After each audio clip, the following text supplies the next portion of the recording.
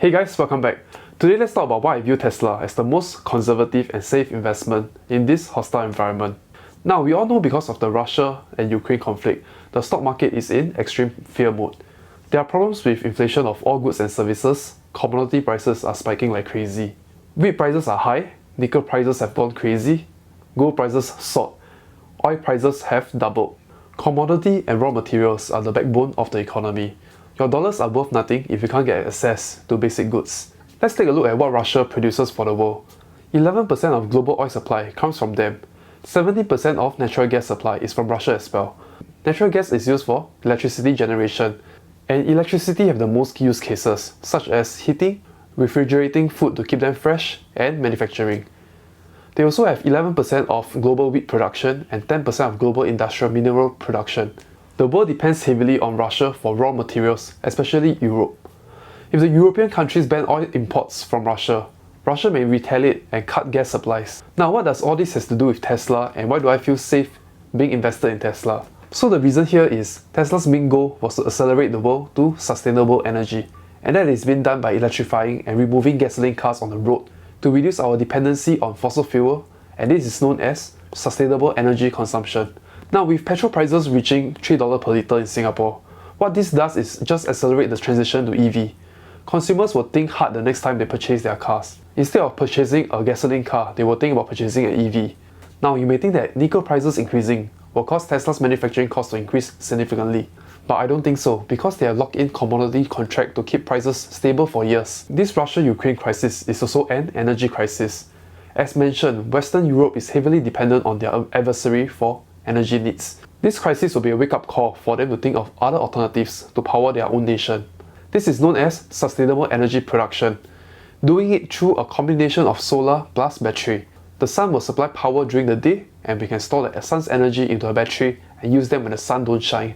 The problem batteries used to have is that they are expensive, they are unreliable, poor integration, they have poor lifetime, low efficiency, unscalable and unattractive. What Tesla have been doing all these years is to innovate and drive the cost of batteries down, trying to integrate and scale it until it makes economical sense for their cars and eventually for their energy business. I think that this will cause an unprecedented advancement in human civilization if Tesla is successful in doing so.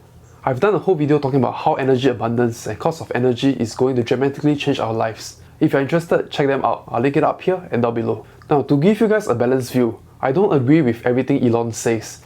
In fact, I think nuclear power plants are much more efficient in generating power when we compare it with the same amount of space used.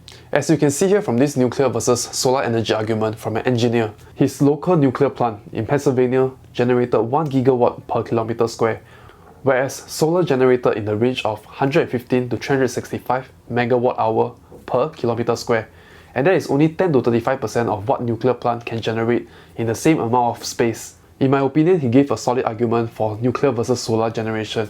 You can pause and read them if you want to. Now, my view is that both nuclear and solar needs to exist together to replace fossil fuel completely. Not all countries have the know-how to operate the traditional grid through burning natural gas. Hence, they might not have the capabilities to build and manage a nuclear plant. The building of nuclear power plants takes expertise and a much longer time frame, and requires expensive capex. Solar energy generation will be easier and takes much lesser time to build. They can also be decentralized, so rural areas don't have to build the whole infrastructure just to get access to electricity. With both nuclear and solar, we can accelerate the whole world to sustainable energy together, and not just the richer nations get to do it and the poorer nations does not. And since Elon is reinventing batteries for EV, he can vertically integrate batteries for energy storage and scale it. Next, in this research report done by Morgan Stanley, titled Tesla and Ferrari, Shelter in an Inflationary Storm, investors asked, and I quote, "What would you buy in such a supply-constrained, macro-uncertain, inflationary environment?"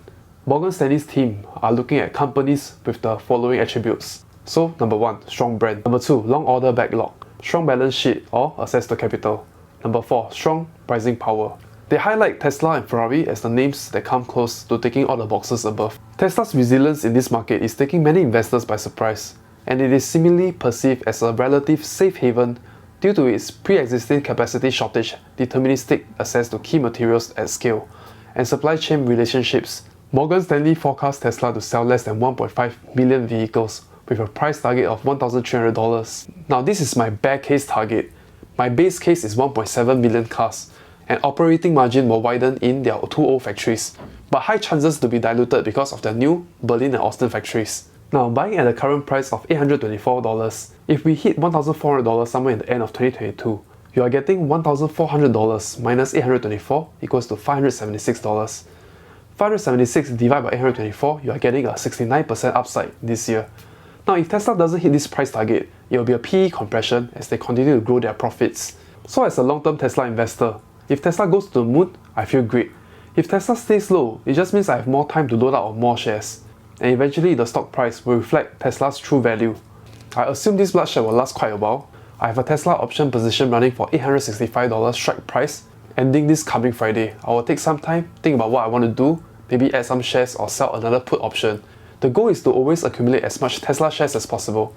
Okay, I hope you like my sharing. If you find this video useful and informative, do give this video a thumbs up, subscribe to my channel if you haven't. Thank you and I'll see you next week.